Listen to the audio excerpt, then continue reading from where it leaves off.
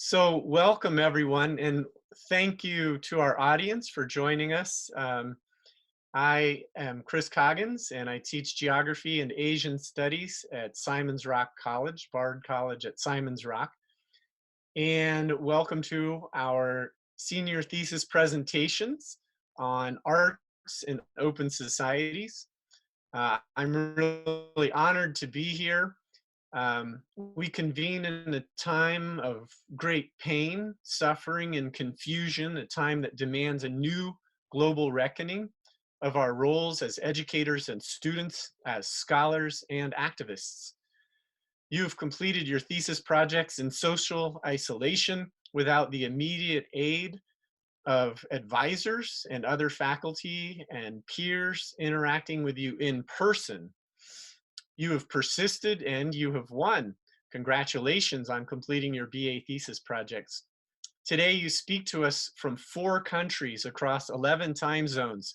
Your work on artistic production, public space, and the prospects for democratic forms of social justice is critically important now and will continue to hold resonance and shape our social world. We're delighted to hear your voices. So, good morning, good afternoon, good evening. Thank you for being here. I will first introduce all of the speakers and then we'll proceed with the presentations. Each speaker will have up to 7 minutes, and I'll let you know when you have a minute left. Audience members, please use the chat box if you like. It's at the bottom of your screen and you can post questions and comments, positive comments. None of us have seen even abstracts for these talks except the authors. We don't know this work. We're coming to it for the first time. So we're here to support the presenters. And after all 4 speakers have presented, we'll open the forum to additional questions and discussions. So I'd like to introduce Afnan Abbasi, who will present on a film called The Highway.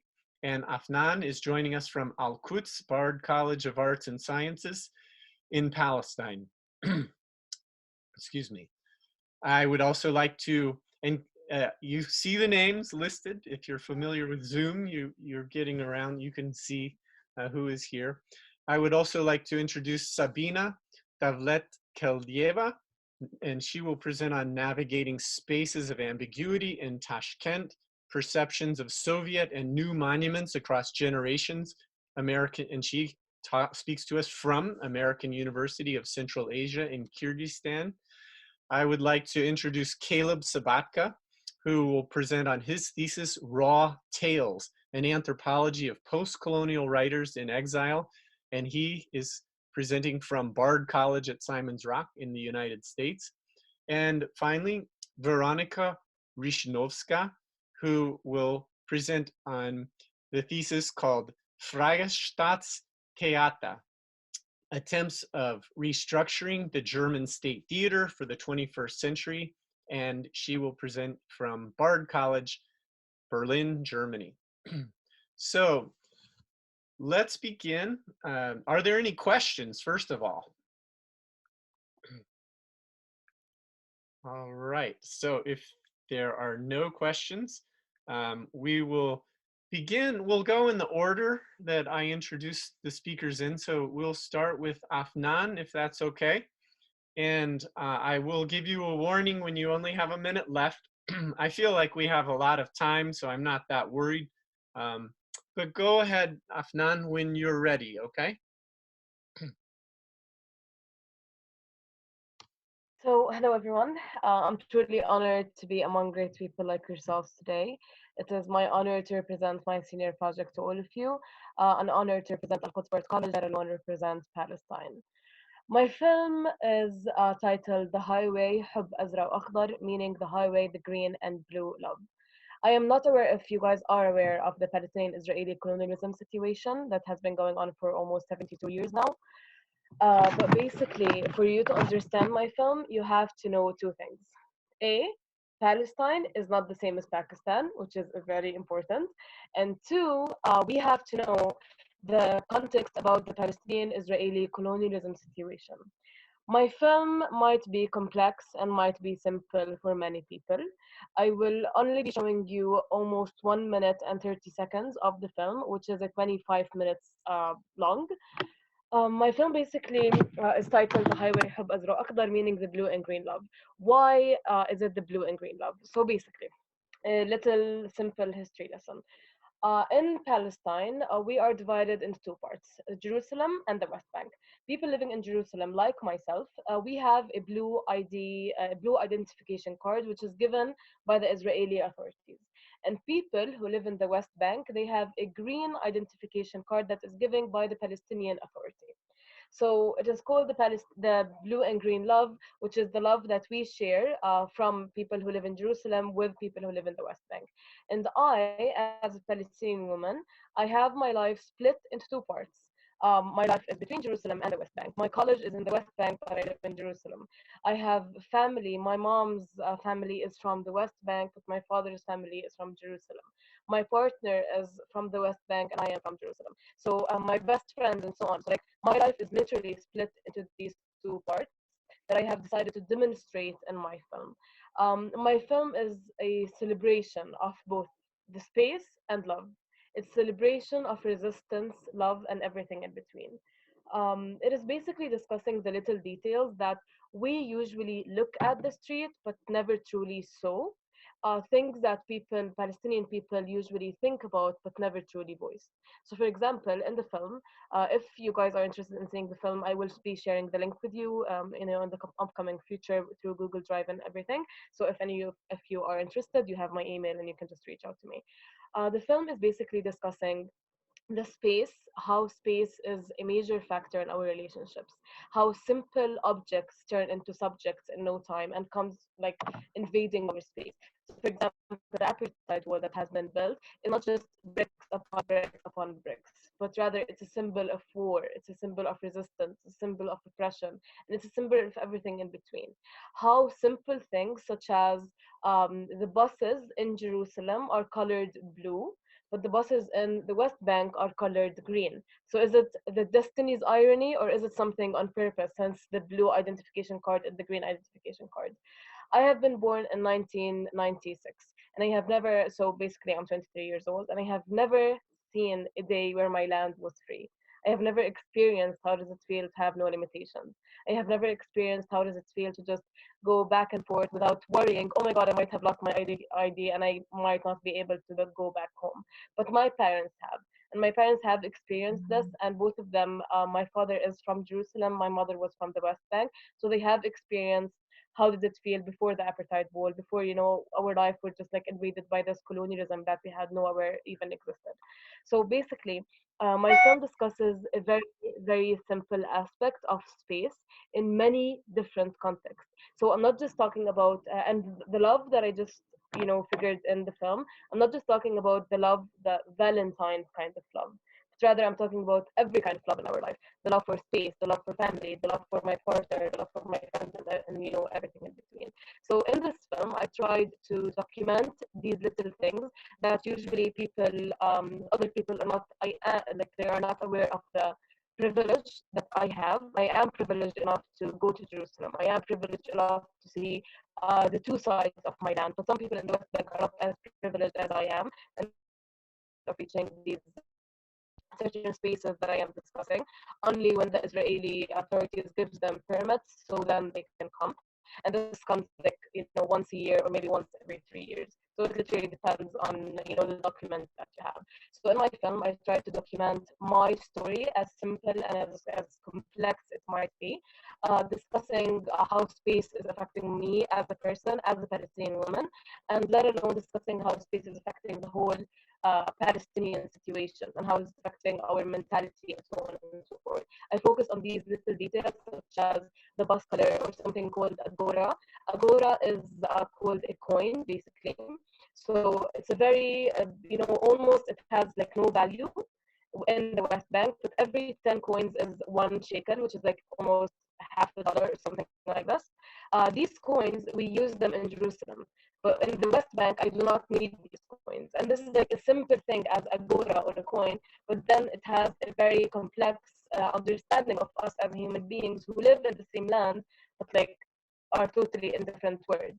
So basically, it is in my film I try to like give the chance for people who did not see that space that I am living in, give the chance for people to be more aware of the space surrounding them, to do like participant observation, or like to be aware of the lines and the methods that we are, living in.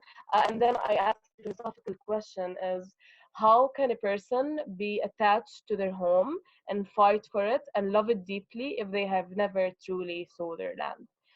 My film is complex, it's simple. Anyone can preserve it as complex or simple, but one thing that I do believe everyone will agree upon is that it is as real as it can get.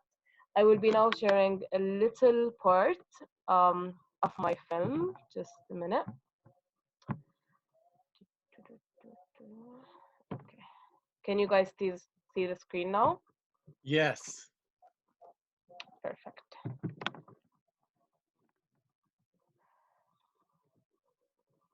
Internet tends to be not very good, so just a minute. My laptop's kind of slow.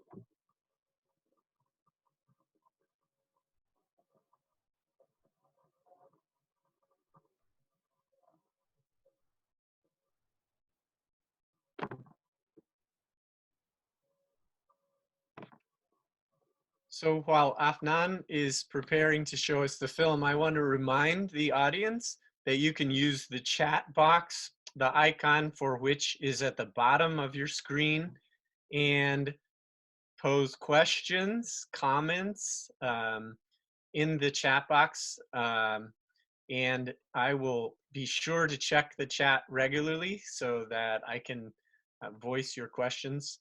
We will also have time to discuss each of these presentations live. I will be starting and sharing just a bit. All right. Can you guys listen? Like, is the voice? We hear the sound, yes. You can hear? We can hear the audio. Okay. Perfect. كيف بنقدر نحب محل نحارب عشانه ما شفناه إلا على التلفزيون. وطبعا زيارة رمضان بال2000 وأبصر قديش لما طلع تصريح. كيف رح بصير الحب رغم الحدود؟ كيف بصير؟ ما قصدي بس الحب تاع الفالنتين. So, Afnan, we cannot see the images, okay? Just so you know. Can't see the image? We cannot see a moving image. We can hear audio, but we can't see a moving image. We just see thumbnails of different segments. I don't know why, honestly. Okay, I'm just gonna try one more thing. Okay.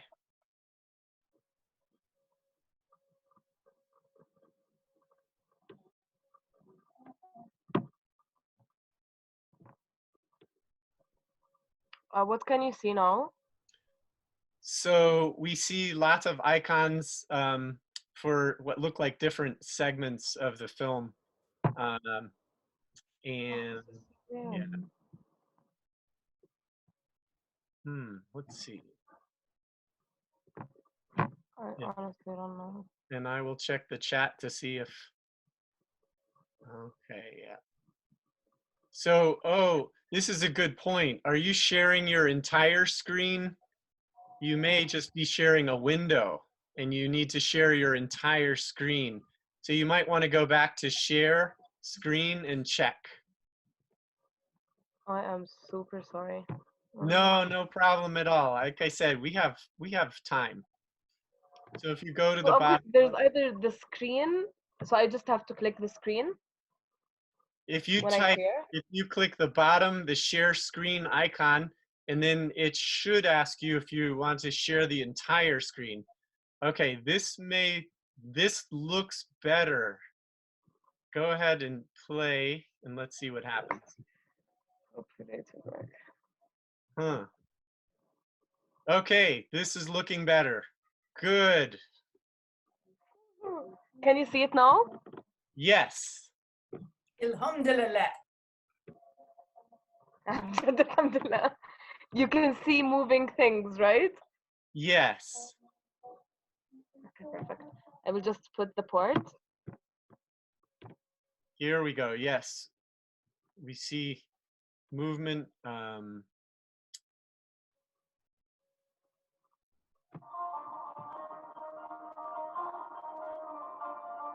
Great.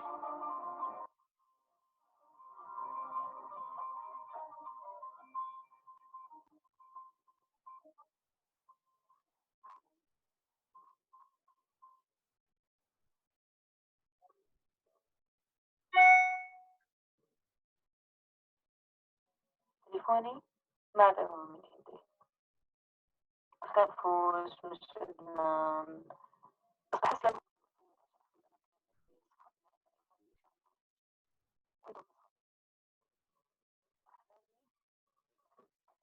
كتير بسيطة، بس نفسي تعرفوا وتفهموا علي. كم أحكي لكم أنا هيني بالرصاد شوي بوصل شارع صباح الدين.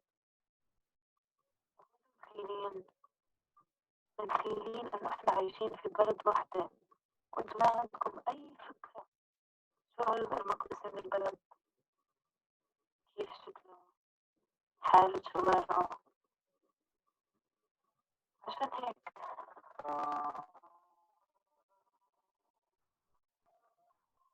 بدي أصور وأفرجيكم. بدي يصير عندكم خاطر جواتكم تحفظ هاي الأماكن. بعرف عن شو عم بحكي.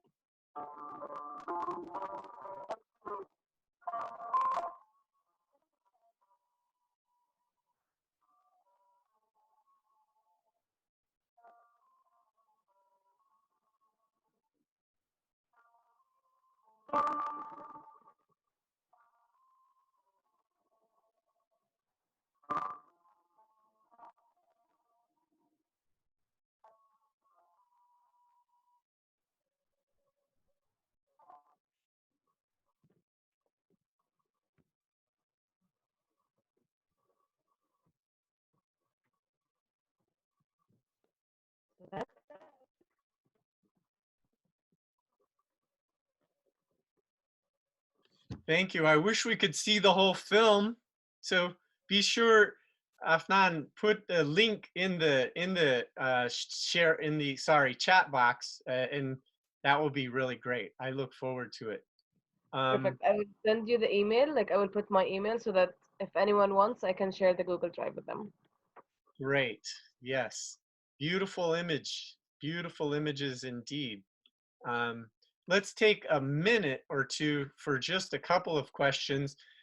During your talk, there were a few moments when the audio was a little unclear.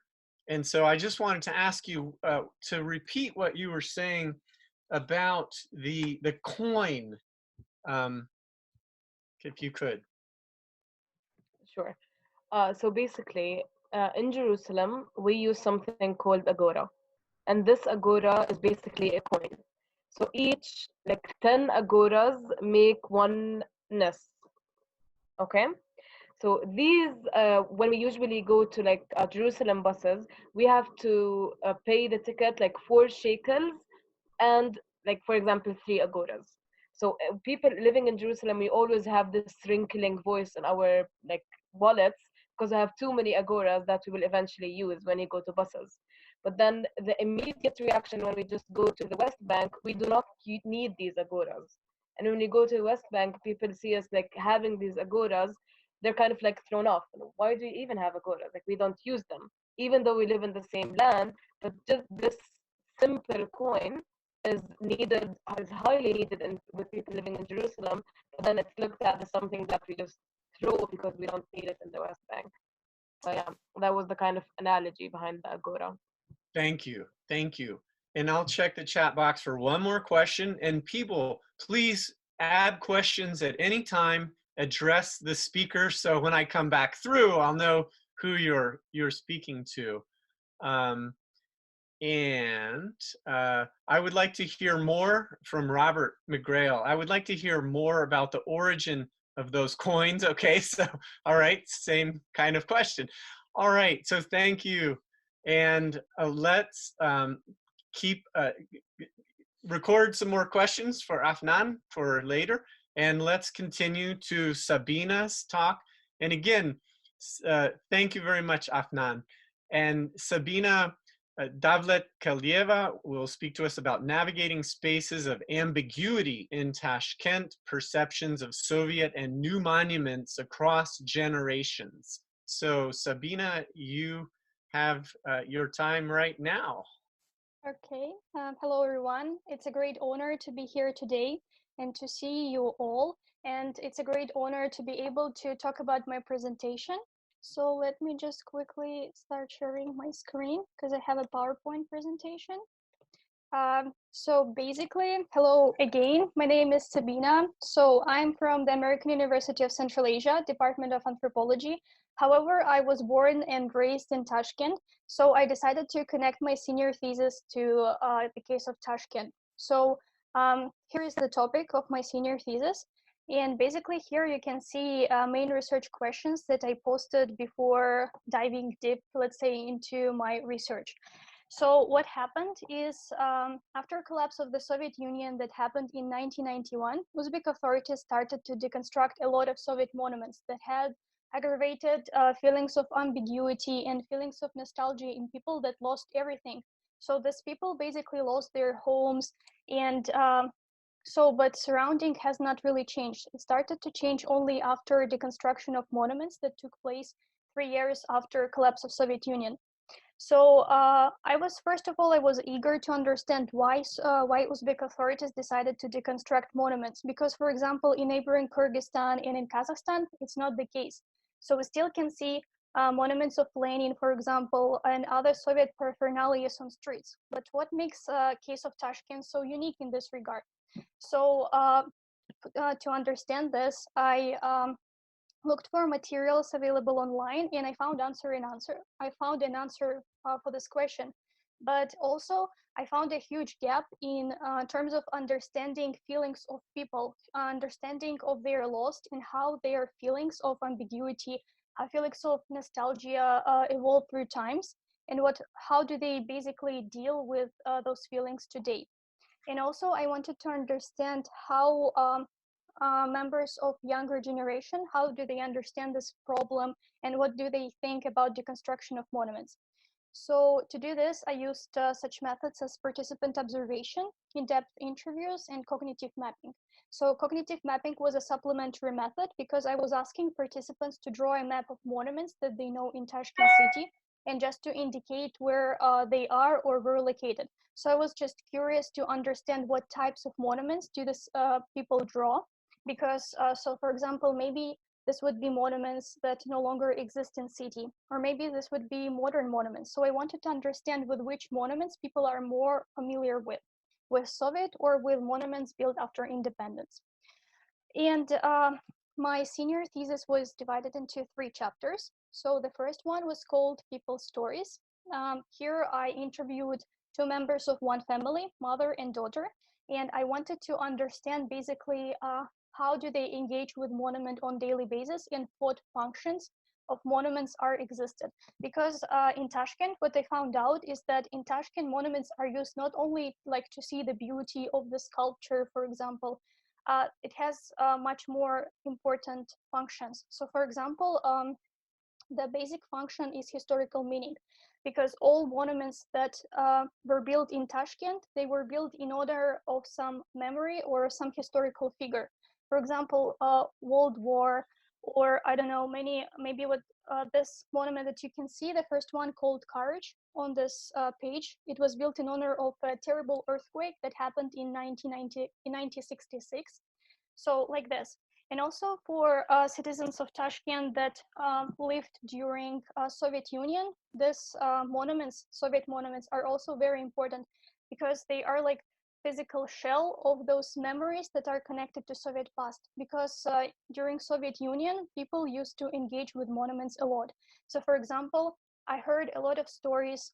So for example, how people were laying flowers on their wedding day, or how they were singing songs on Victory Day near monuments. So the level of engagement was very, very high. And we cannot say it about today, because for example, the story of daughter, uh, she has been barely engaging with monuments at all. So, and she doesn't, how can I say, she doesn't really like to visit them. She uses monuments only as a place for meeting, because it's another very important function of monuments in Uzbekistan. So people arrange meetings near monuments because there are several monuments that are very well known among citizens, and people like to navigate their way to these monuments and to meet near them. So yes, and so this by this, we can understand that monuments in Tashkent, it's not just a piece of art, it's something more. And losing this monument is a real tragedy, especially for those people that lost their homeland. So because Soviet Union was their home, and I know now many people still want to go back to Soviet Union. And these monuments are like a physical representation of the time that is not existing anymore. So the second chapter, it was called Free Monuments because it was based on my observation of free monuments. So you can see them on your left. It's Courage, Emir Timur, and Friendship of Peoples. So they belong to different time. So for example, Courage and Friendship of Peoples, they were built in the middle of 20th century. And Emir Timur, it's a really interesting historical figure for Uzbekistan because during Soviet Union, he was portrayed as a bloodthirsty tyrant, but after the collapse of Soviet Union, he changed to a father of nation. So he now is a really important and prominent figure, and we can see his monument standing in the center of the city. So what I wanted to find out is why some Soviet monuments were deconstructed and why others were not. So what makes different types of monuments be able to coexist in the city? And what I found out is that it all connects with national identity, because after collapse of Soviet Union, authorities chose a new national identity. And also they deconstructed those monuments that were no going together with this new national identity, that were contradicting this. So for example, such monuments as Lenin or Karl Marx, the ideas that they represented, they were not longer seen as a good ideas for independent Uzbekistan. And this is why these two monuments were first to be deconstructed. But on the other hand, for example, such monuments as Courage and Friendship of Peoples, they complement a new national identity, and this is why they are very well preserved today, and many people are visiting those monuments. So I also wanted to see what type of people visit these monuments. Are they locals? Are they tourists? How many people visit those monuments? And the third chapter, it's the biggest chapter of my research, so it is called Memories, Function, and Feelings. So in this chapter, I gathered all information obtained from literature review, obtained from participant observation and from interviews, together with my comments as a researcher and also as a citizen of Tashkent. So here I wanted to create a complete picture of those questions that I stated before, like how people engage with monuments and how they deal with these feelings of ambiguity. So I started from general and I went to specific. I started with functions of monuments for citizens of Tashkent. Then I went to the ideas of memories, connection to monuments, and I ended up with discussing feelings of ambiguity and feelings of nostalgia expressed by people of older generation, and how do they deal with them.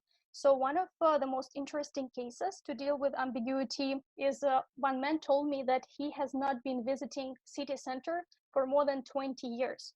Because city center was greatly rebuilt after the collapse of Soviet Union, so they deconstructed a lot of monuments and they put other in their places. And because he just doesn't want to see these new changes, because he wants this small part of land to be as it was in Soviet Union, even if it only available in his mind. So he still hasn't been visiting city center for more than 30 years. So basically, why citizens react so negatively towards changes in urban landscape, especially if it is connected with monuments. So first of all, the main part of this is personal memories, because we all have personal memories connected to some physical objects.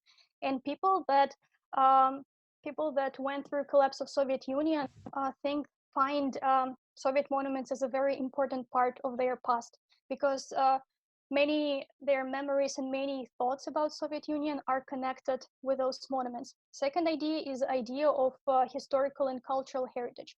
So monuments are an important part of every culture of every nation, and it's our goal to preserve them. And also the third one is the idea of space. So because people get used to a certain space to be occupied by certain monuments. So I heard a lot of words like, I just don't want this monument. I want this monument to stand on the same place. So if you want to build another monument, feel free to do it, but don't build it on the same place where Soviet monument used to stand. And also people appreciate Uzbek authorities for deconstructing this monument silently. So nobody knew that these monuments would be deconstructed. And they did it silently during night. And I actually was very curious where this monument went, but I couldn't find an answer, unfortunately. Some people think that there is maybe like a graveyard of monuments somewhere out of the city, so we don't know where they are now. And yeah, this is of course a great loss for community and for people, for citizens of Tashkent. So I think this is it. Thank you for your attention. Thank you. Thank you very much. Thank you very much, Veronica and Sabina. And do we have questions? I'm going to check the chat box. Between these two presentations, we already have themes emerging. And so let me see how far to, okay. So from Robert McGrail for Sabina, in Bishkek, there appeared to be not much ambiguity about Joseph Stalin. Does that also hold true in Tashkent? So Sabina, would you like? So basically, yeah,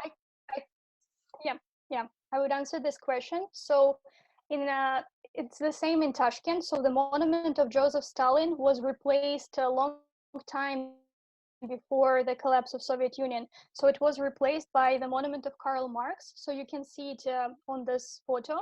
Many citizens think that it's a very ugly monument, and they are happy that this monument is gone now. But yes, so many people share negative attitude towards Stalin. It's true. So we don't have his monuments, of course, in the city.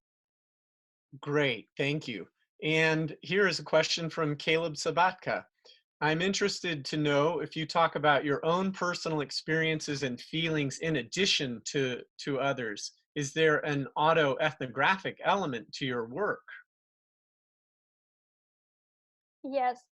As a citizen of Tashkent, I also was noticing, so I also included my own experience in connection to monuments, but I didn't include the whole chapter, so it was just like small parts in the third chapter of my senior thesis. But I mostly refer to what other people say about this issue.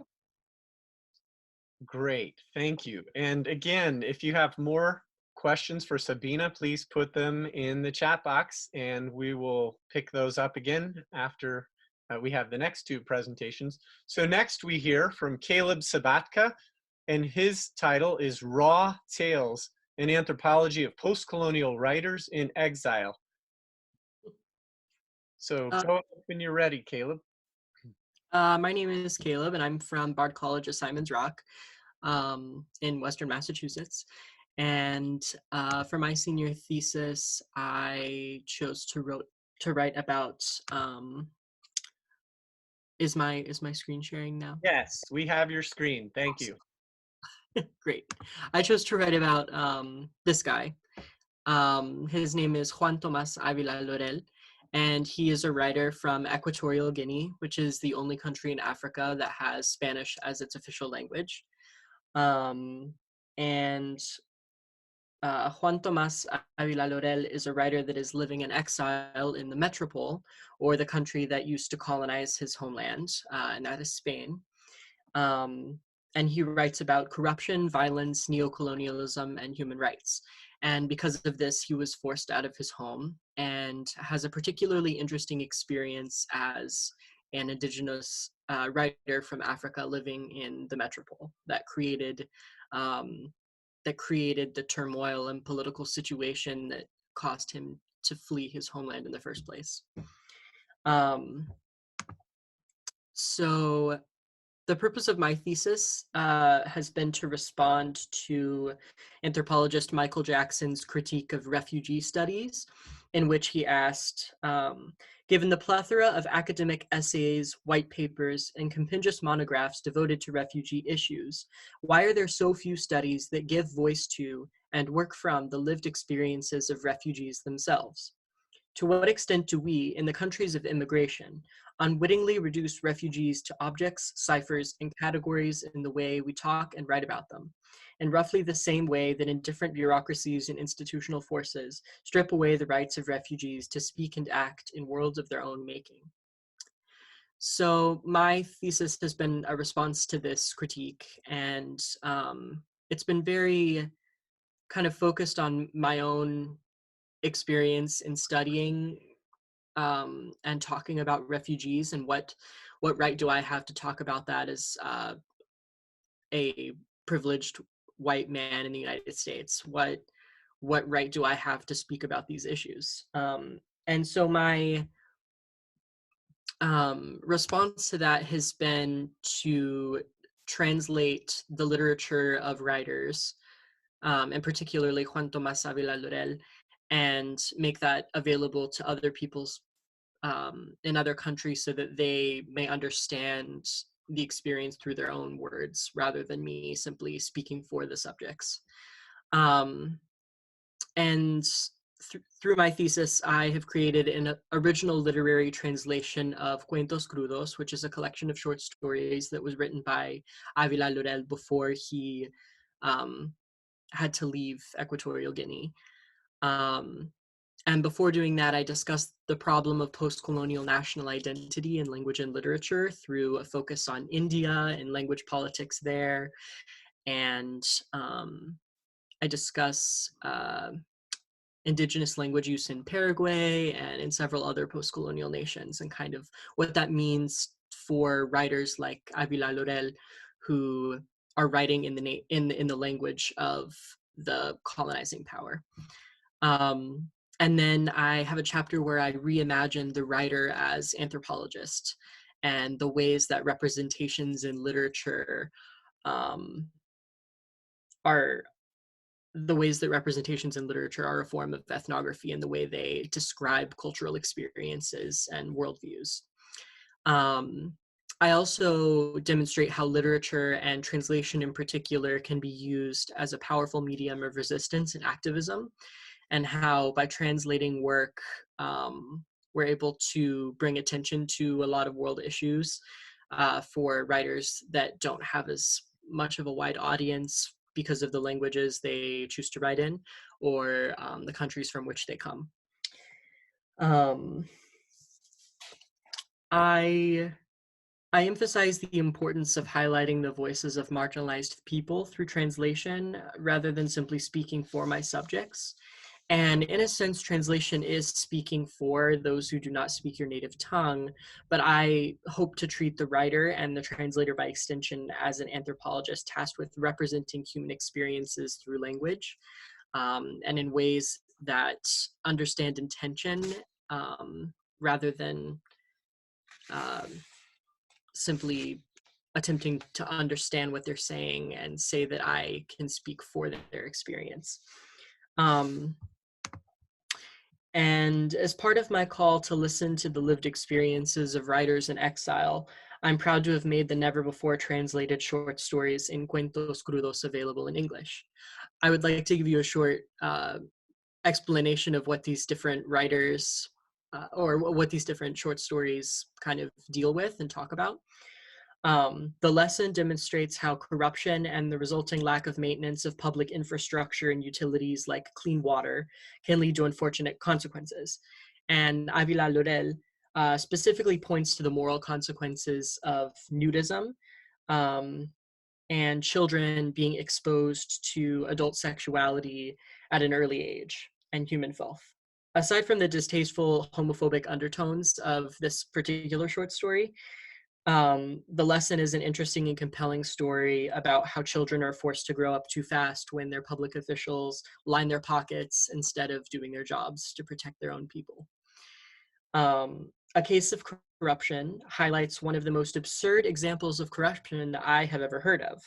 A soldier that is in a high position with a permanently erect penis that is visible through the cloths that are tied around his waist.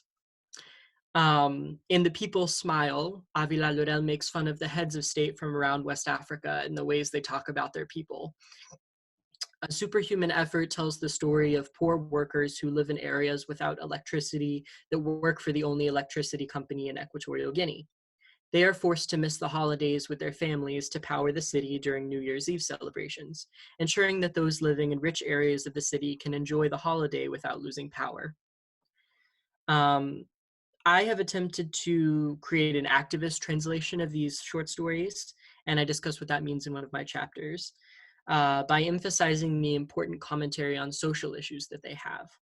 By making these stories available to the English-speaking world, it is my hope that more people will listen to post-colonial writers and take them seriously as contributors to our academic discipline, since all forms of narrative, whether fictional or true, reference a particular historical context and cultural experience.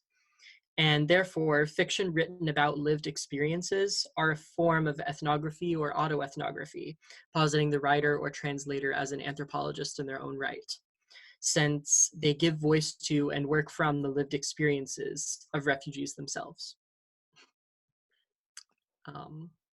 Yeah, and that's my senior project. Thank you very much, Caleb. Thank you. There is time for a couple of questions, and so I'm going to check the box, and let's see, there's a question from Robert McGrail in Spanish. ¿Qué tan fácil fue conocer las obras del autor? I mean, how easy was it to understand or like to know the works of the author? It was really difficult for me, particularly as someone, I mainly study Latin American literature, so I had to grasp with the fact that this literature was written in Spanish, but it comes from a West African tradition of oral storytelling that has been adapted to the written form.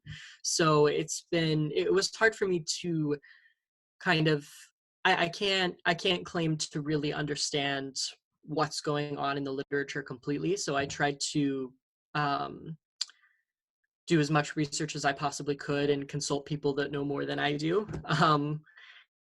I hope I represented them well, but I can't claim to know the full experience of someone living in this situation that I can't ever, and I'm lucky enough not to have to experience. So Thank you. Can I ask, how long was the work that you translated in the original? So the original work that was translated was about 3 pages. I translated. The audio broke up for a second. Can you say again? So the original work was about 40 pages. Okay. And part of that was a longer piece that I didn't have the chance to translate the whole thing, so I only put kind of a synopsis of that in my thesis.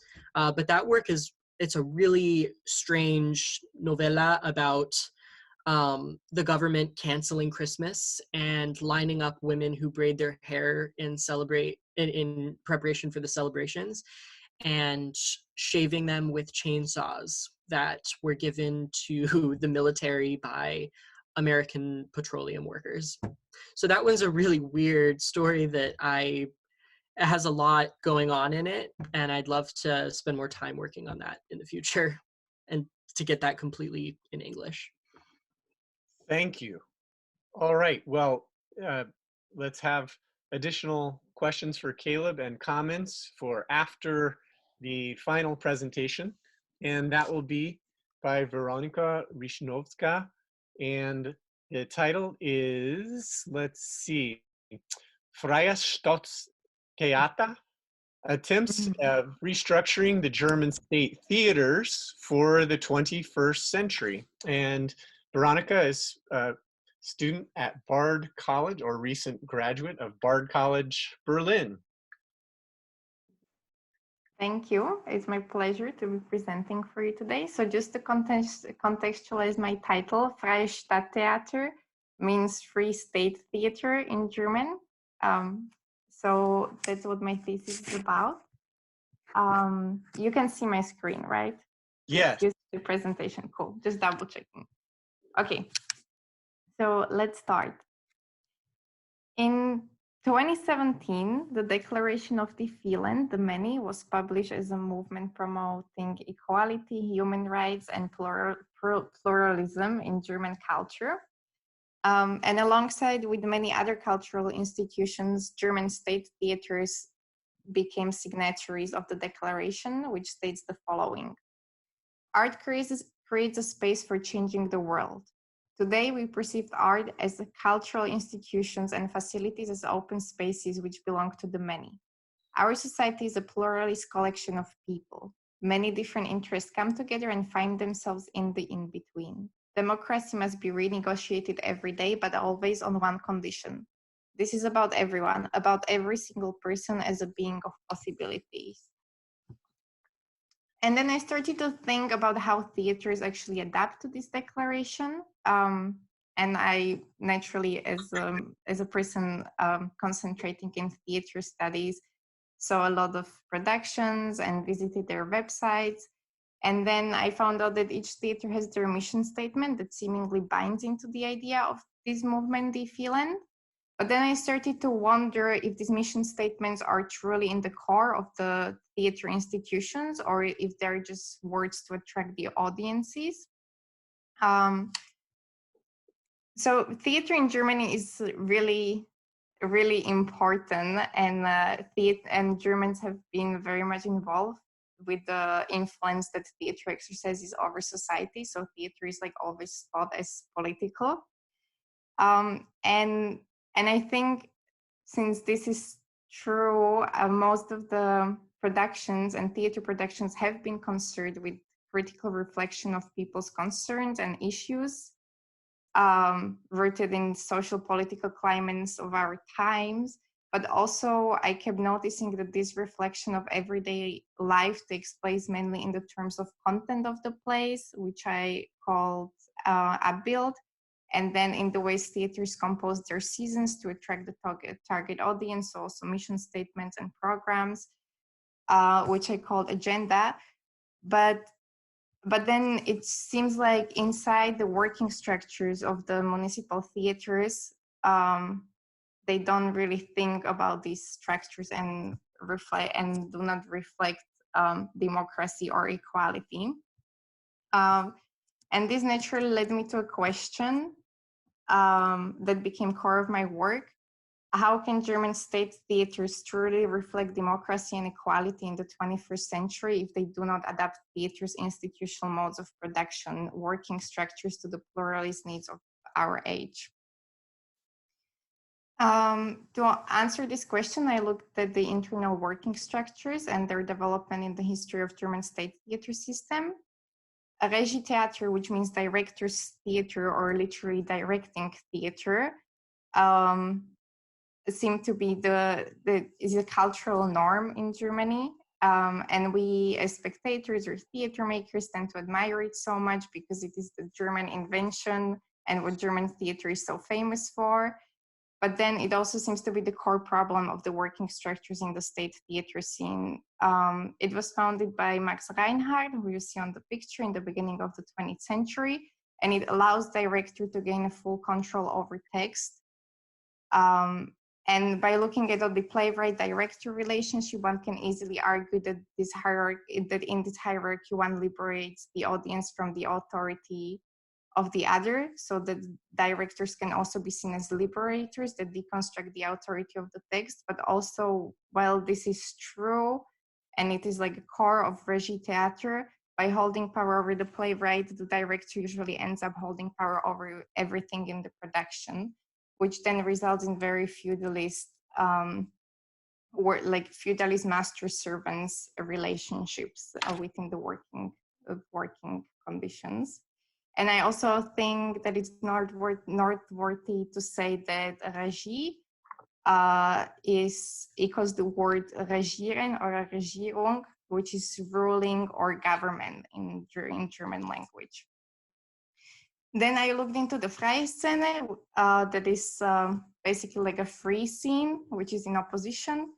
And Freies Szene emerged in the 60s and abolished systematic structures and arguably is the most political scene reflecting the needs of working structures for the 21st century in Germany. As theater scholar David Ashley Hughes argues, this very type of theater could not be achieved under the hierarchical, highly bureaucratic mechanisms of state and communal theater. And I think it's mainly due to working structures, because Freies Szene groups usually work without the director. They do everything together. They have shared responsibility. And so I argue that they reflect the need of real change for equality. And over the time, Freies Szene and Freies Szene groups grew popular, and some theaters became venues for these groups. And although Freies Szene is still struggling with public funding, it has managed to influence the systems of municipal theaters in recent years. And there have been attempts by the state theaters to host or accommodate Freies Szene groups. And as state theaters are losing spectators, and they're also facing rising costs and the political pressure to cut costs, they have slowly started to take measures to adapt to new circumstances. But a lot of these changes have not been welcomed by the German public or the Berlin Senate. And so for my fieldwork, I looked into 3 theaters in Berlin that have recently gone through restructuring changes.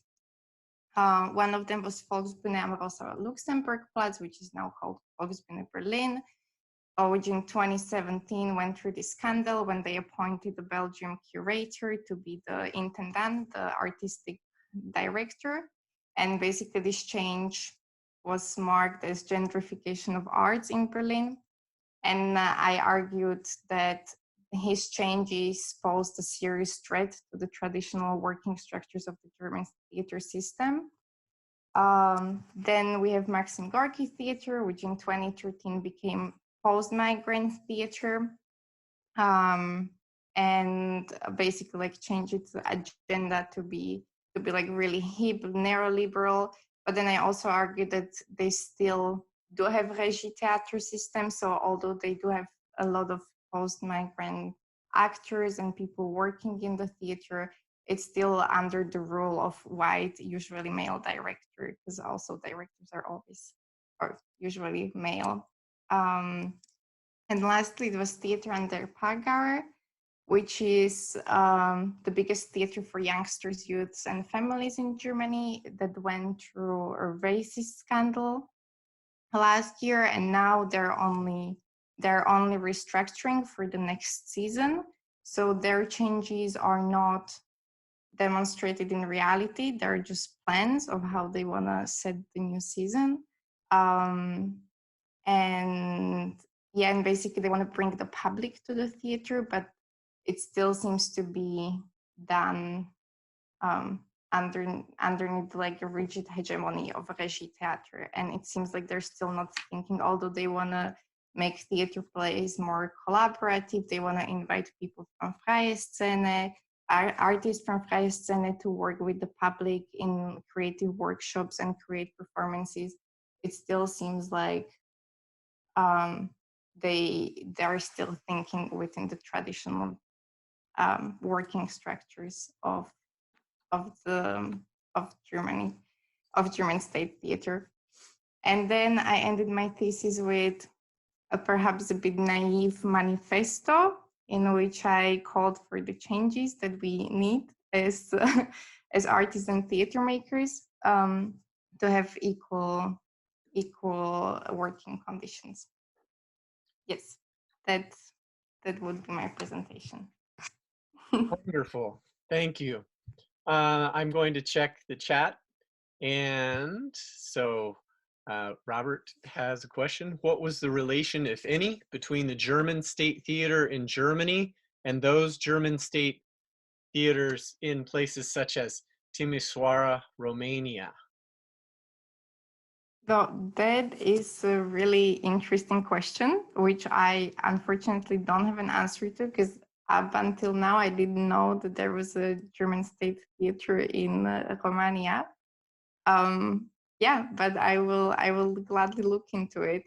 But yes, I was focused on the 3 German state theaters within Berlin.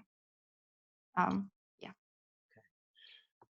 Can you share with us some of the main points in your manifesto? Basically, one of my main points, and I think the most crucial one was that Berlin Senate should allow for people to be collective intendant or collective artistic directors, because so far they're not allowing for that. And they always need to, although there were attempts from groups to manage theaters together, so like more democratically, Berlin Senate usually was like, no, we need one person that we can contact, and we need one person to be responsible for all of this. So there was, so I argued that theaters should be maybe given to collectives, but also then another point was to abolish the buildings and what they stand for as cultural symbols, just because what German state theaters are now running into is the problem that there is not enough innovation, because so much money is spent on the buildings, and also only things that can be produced within the building will be produced. So whenever any artists want to do something new or innovative, usually if the building doesn't allow it, or it doesn't have the capacities for it whatsoever, it will just not be done. So I argue that maybe we should more focus on the funding of the Freies Staatstheater groups or artists than the buildings. Yeah. Thank you. So you've made a clear argument for institutional modes of production as shaping profoundly the art, the way that the theater is produced, and that has profound implications. I want to pause and give all of our speakers a big round of applause, so you can turn on your mics. Let's see what happens.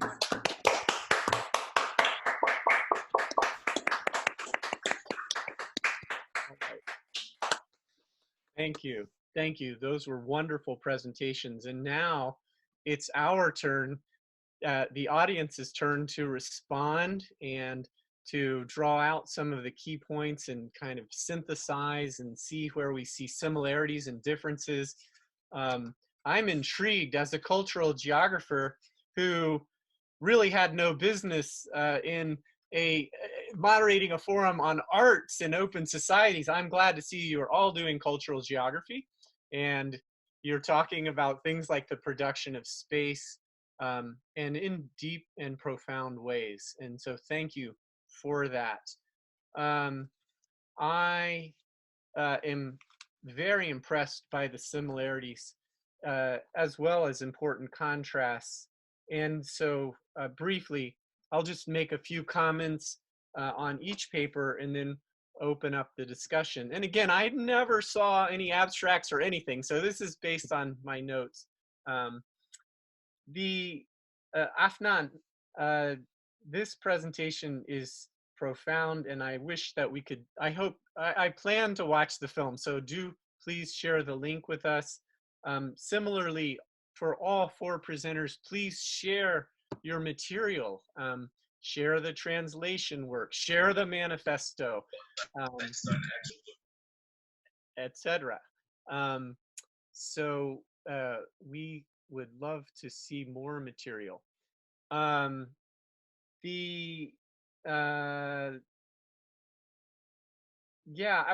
I guess I will start with Afnan.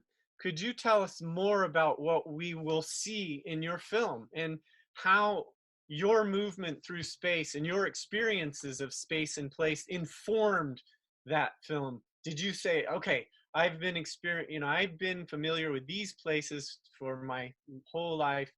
This is what I want in this film? Or was it more serendipitous? Was it more a process of discovery of the unexpected, or maybe a combination? So basically, at the very beginning, it was framed as a love story, and that was like the main purpose of doing the film, was documenting a love story between me and my partner, who was in the West Bank, and I am in Jerusalem. So at the very beginning, it started as documenting the love story. But then, as I was progressing and seeing more and more, I viewed myself as this Palestinian woman who does not just have this typical love story, but rather I have a really complex life between two spaces that in one side the other does not know anything about, and then the other side knows everything about the other place. So then like the film started shaping itself basically. When I was like, for example, going to meet my partner, I started thinking, I just do not want it to be a Hollywood narrative rom-com kind of film. Rather, I want it to be something real, something that speaks to me as a person and speaks to every Palestinian. So when we were even doing the premiere of the film, certain comments were like truly made me very emotional. For example, people who live in the West Bank, they commented that this is the most that they have seen of Jerusalem through my film. This is the most that they have seen like through Dome of the Rock through my film again.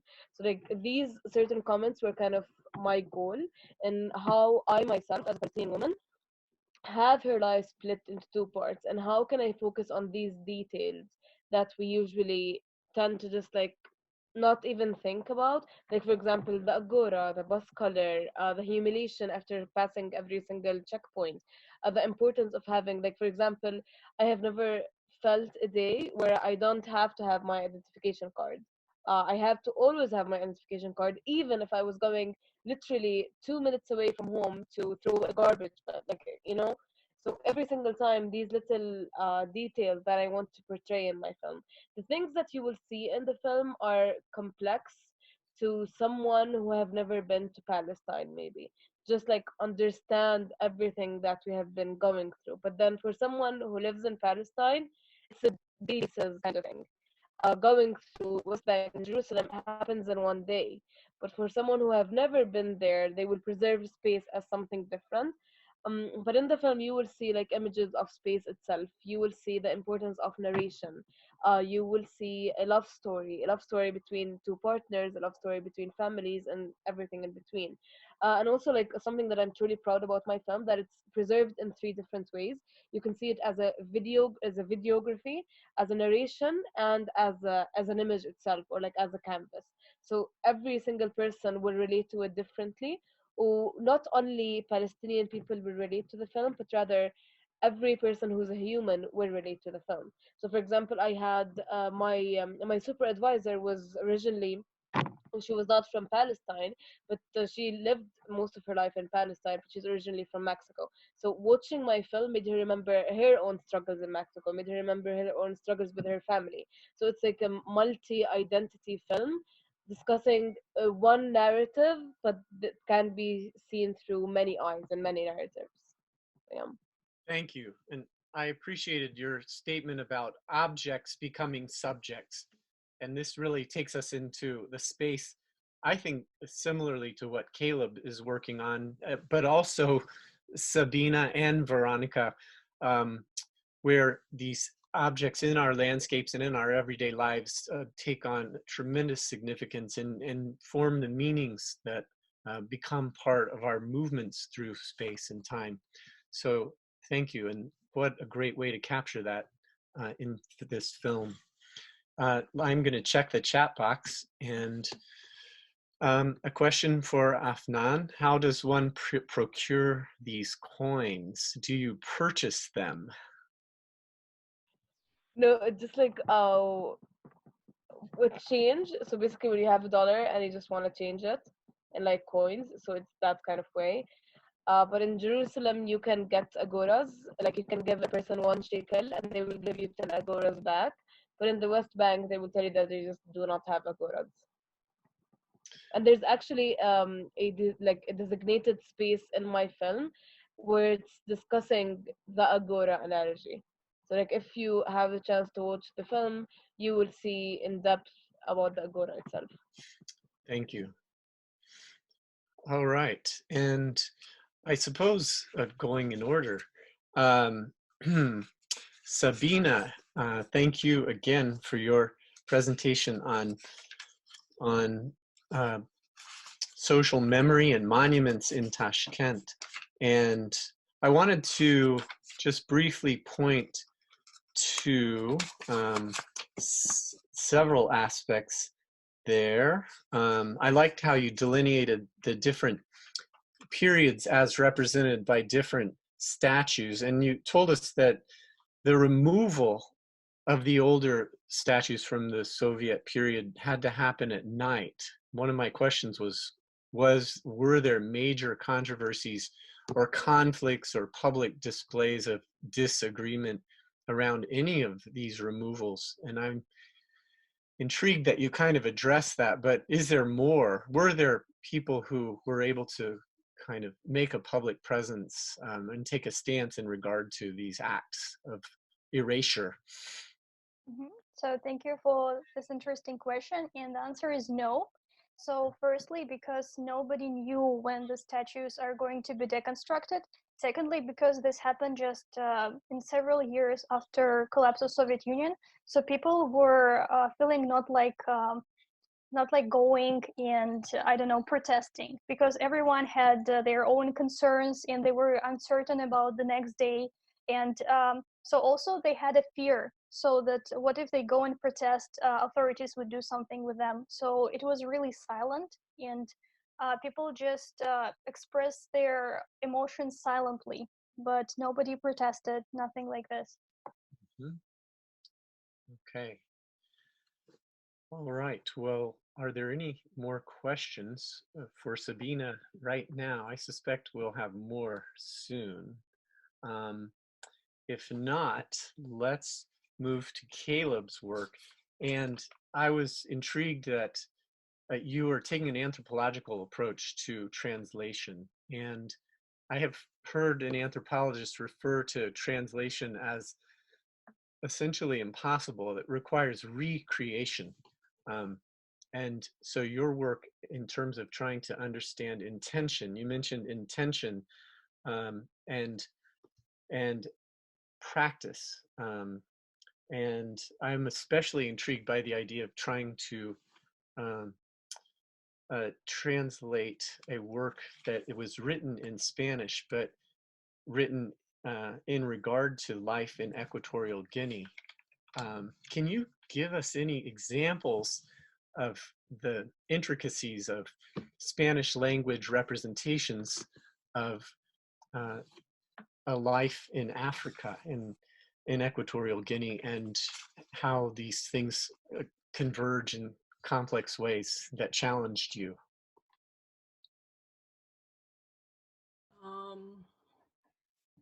Thank you for the question. So with translating these works, I had to think a lot about how the words, like what did the words actually mean, and what was the writer trying to get you to understand? What was he trying to show you? What are the images, the feelings? And so I tried to do more, rather than just translating the words, I was trying to translate the experience of reading the words and getting a view into this man's life and experience through his fiction. But so some things I chose, rather than translating them, I would just leave in a Spanish word every now and then, like the word africanidad, which means, in English, it means like Africanity or Africanness, but it has such a different meaning in the Spanish because of it's such a strange situation to be reconciling your identity as a former colony of Spain that has Roman Catholicism and a particular Spanish experience of imperialism, and then also being a part of West Africa and being surrounded by nations that were colonized by other places and have a completely different cultural experience in some ways and in other ways not. So that's kind of my answer. Is there, in this case, in Equatorial Guinea, is there a connection to Afro-Caribbean culture, and did that play a role in this fiction, or is it somehow different from countries that have so much of a connection to Afro-Caribbean culture, music, etc., popular culture? So strangely, I would say Equatorial Guinea doesn't really have very much connection to Afro-Caribbean culture, and actually, there's more of there's more connection to the Portuguese. And so the way that Equatorial Guinea is set up, there's like it's a very small country. There's a very small mainland portion, and then there's an island off the coast, and the island off the coast on this island is where the capital is. So you have an island that's controlling, an island with a particular ethnic group that is a minority, controlling more ethnic groups in this other mainland part of the country. And on the island, the primary language that's spoken is a Creole based out of Portuguese rather than Spanish, even though it was a Spanish colony. So there's like a lot of moving parts, especially with post-colonial language politics, and yeah. Thank you for those details. And so we have a question for Sabina. What kinds of new monuments are being commissioned in Tashkent? So basically, I can sum up with a great quote that I heard from one of my respondents, that all monuments that were built after independence, they are important for state, but not for people. So these monuments commemorate such events as Second World War. So they were built in honor of those that were repressed, for example. Also, many monuments that used to portray the greatness of independent Uzbekistan, but nothing really important and valuable for people, unfortunately. But still, we like those monuments because they are beautiful. Thank you. And here is a question from Hannah Barrett. Caleb, how did you first become acquainted with this fiction writer? So when I was a first-year student at Simon's Rock, I took my first anthropology course, which was Power, Resistance, and Agency in Africa, with my thesis advisor, Katie Boswell, who's here watching today. And in this course, one of our assignments was to write a paper about or to research an African blogger, and just write a paper about their blogs, read some of their blog posts, and yeah. So she encouraged us to choose a blogger that writes in a language other than English, if we could, because so many of the bloggers who write in English are recycled every year. So I found a blogger from the one country in Africa that speaks Spanish, since I already spoke Spanish. And I just continued to read his sporadic blog posts over the years, and his poetry, and I became particularly interested in this collection of short stories that had never before been translated. Yeah, so that's kind of, I've been sort of reading his work since I was a first-year student, and it really encompasses all of my studies at Simon's Rock. Thank you. And here is a question from Veronica. Caleb, this might be too specific, but how does it work with the rights to translate? Did you have to apply for permission? Are you planning to publish your work? So I don't actually have the rights to translate, or I can translate it, I just can't publish it without permission. I haven't yet asked for permission, but the way that would work is I would have to have a publisher in the United States buy the rights to the translation from his publisher. But his publisher, he wrote this while he was still in Equatorial Guinea. So his publisher is in Equatorial Guinea, and he's now exiled from that country. So I don't know that I would ever be able to obtain the rights now. from that publisher unless he tried to republish the collection. I guess there would be some way I could obtain them from himself, but it would get really weird with legal stuff since he's exiled from the country that technically owns the rights. But thank you. And here, thank you. Here is a question from Hannah. For Afnan, what are some films that influence your filmmaking?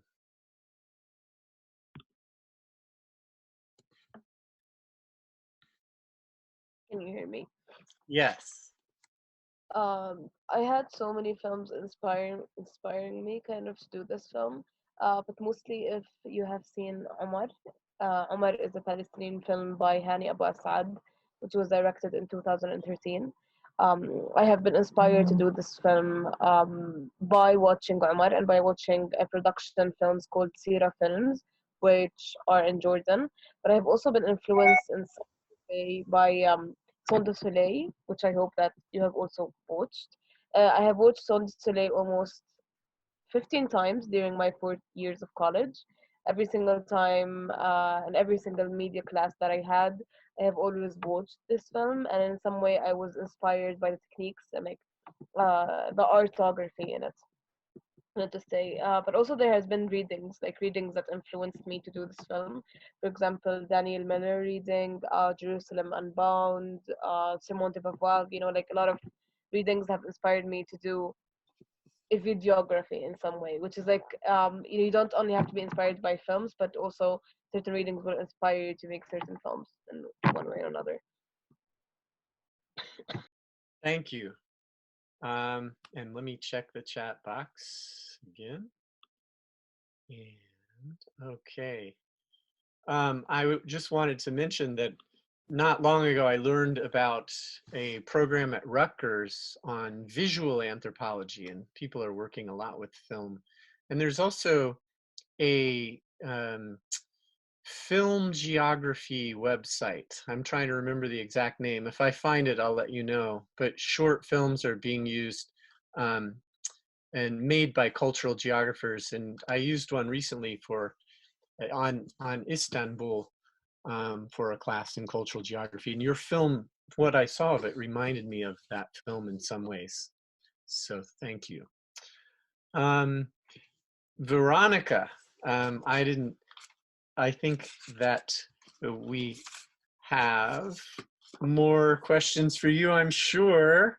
Can you tell us more about the free scene of the 1960s and how that stands as a kind of precedent for collective, collaborative theater, and how much that's invoked? And in all of these discussions, where might Brecht play a role in people's thinking on this subject?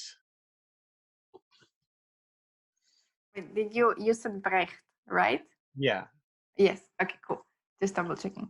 Yeah, so Freies Staatstheater is really born. I mean, like, yes, there are collectives and some of them have director, but they also always are struggling for money. So they're just way more innovative. They're way closer to people. Usually they do participatory plays or just like very like free in and out happenings.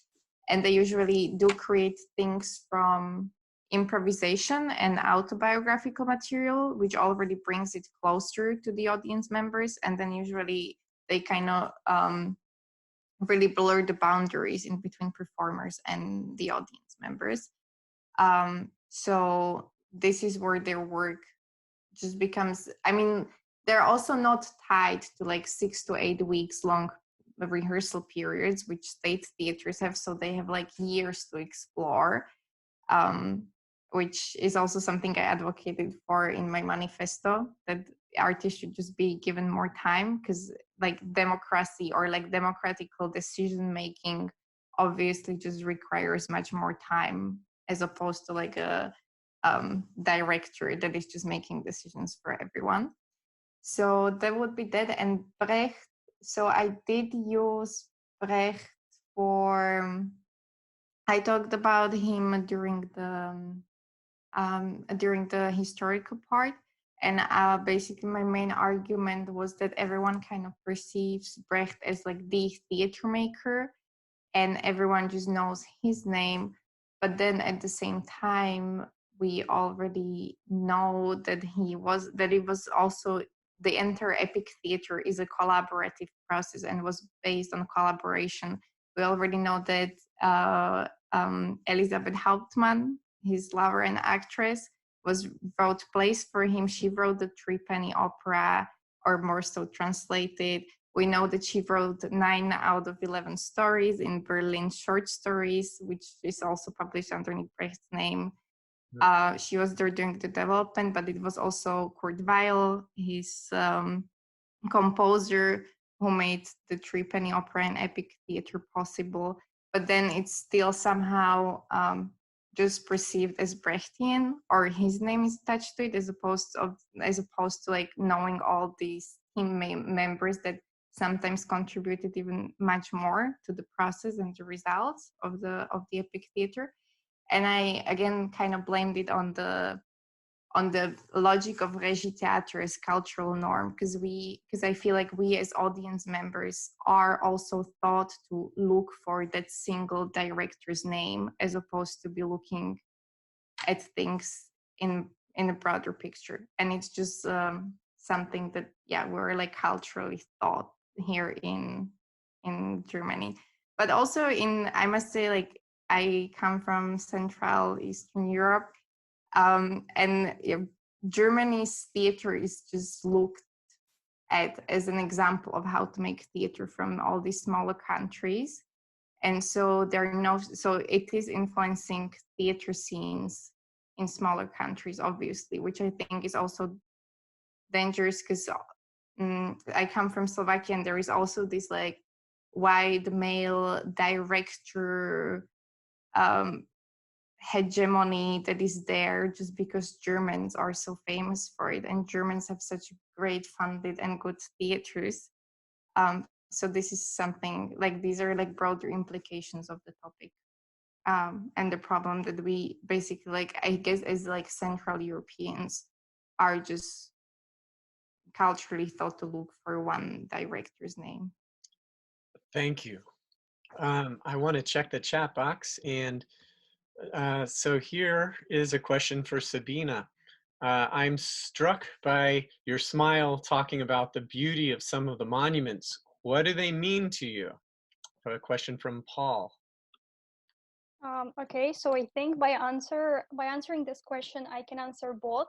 So question by Veronica and question by Paul. So basically, I'm a typical representative of younger generation that was born after the USSR. So I was born in 1997, and usually on a daily basis, I do not engage with monuments a lot. So I just think they're beautiful, like from the architectural standpoint, and sometimes I like just to look at them. But I do not want. So I'm not really interested in their history and everything connected to this. And of course, I use monuments as a place to organize meeting with friends. So we have our favorite monument at the center of the city where we like to meet with friends. But mainly for me, that doesn't have so like sacral meaning as for my parents, for example. But I still think that they should be preserved. It doesn't matter if they commemorate bad or good events for our country, but I still think that they are very important, and this is what actually makes one city look unique from other one, because every city has its own very special monuments. Yeah. Thank you. So we don't have much time left, about 6 minutes, and I want to welcome people to continue to place questions and comments in the chat. Also, you could just speak up. I don't use Zoom that much. I tend to use Google Meet. But you could raise your hand if you like, if you rather voice your question or comment. But I want to ask all 4 presenters, in discussing this together collaboratively, sharing your work, what are you learning? You've presented us with one situation that is deeply and violently structurally colonial, post-colonial situations of various kinds.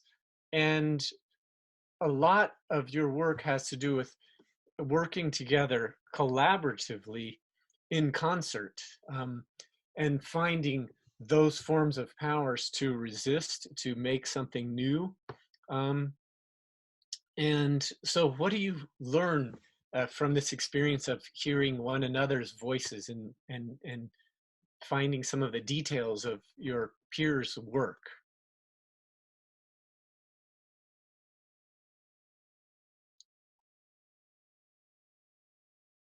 So I think I learned a lot about other, how to say, about other parts and types of anthropology. So I don't have a lot of knowledge in this topic, such as theater, for example, or translation, but still I think it is very important. And I usually think that people underestimate the importance of such topics. And I think that it is really good that people choose topics. They may not have like a direct impact on our society, but still it is very valuable and important to do this.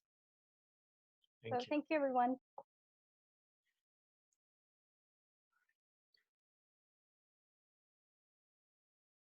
I would say that I have truly found it to be astonishing the amount of great projects that are happening around the globe, and like how heartwarming it is to see that this generation of ours is trying their best to reconnect with the old generation in so many different ways. Like in every certain project that I have heard during this panel, I have felt this strong connection to know more, to be eager to be connected to my ancestors and elderly more. In some ways, it's all just way too beautiful to be true. Honestly, but great job, everyone. I loved it, every single part of it. Here, here. Thank you. I must also say that I'm very impressed, and also like what comes to my mind, like as like a first thing that all these projects have in common is the fact that we are all turning into our community. So instead of like discussing big philosophical concepts and topics, we are going for like the small things per se, or like there is like a shared, I don't know, I feel like it's just that we want to share something with our community, and maybe change something there, as opposed to like do bigger, like a big, like change the world. And I think this is how you do it, by taking the small steps. Thank you.